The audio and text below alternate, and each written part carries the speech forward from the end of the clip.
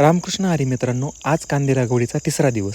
आज सकाळीच लवकर आवरून मी शेतावर आलो होतो. काही वाफ्यांमध्ये कांदे लावून झाले होते, तर काही अजून थोडे रिकामेच होते. हे वावर खूप दिवस पडीकच होतं. या ठिकाणी पहिल्यांदाच कांदे लावले होते. आता या ठिकाणी पाईपलाईन नव्हती, म्हणून मी असा कापडी पाईप या ठिकाणी अंथरून घेतला होता. मोटर चालू करून वावरात पाणी आलं. विशाल वाफ्यांवरती रोप अंथरून घेत होता. तिकडे आई, बाबा आणि माई हे रोप उपटण्यात गुंतले होते. प्रत्येकाने आपापलं काम सुरू केलं आणि आम्ही पुढे जात राहिलो. नंतर कांदे लावणाऱ्यांची टोळी आली. त्यांच्या हातातला वेग आणि त्यांचं नेमकं काम बघून एक त्यांच्याविषयी आदर वाटला. त्यांनी अतिशय उत्कृष्टपणे कांदा लागवड केली, त्यामुळे सगळं शेतच हिरवगार दिसायला लागलेलं आहे.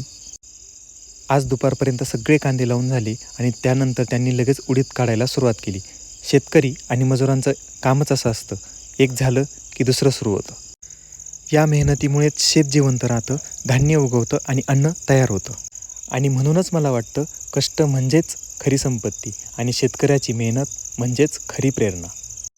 हे रोप जरी छोटं असलं तरी त्यात उद्याचं आपलं भविष्य दडलं आहे. शेतकरी मेहनत करतोय म्हणून जगाच्या थाळीत अन्न भरतंय.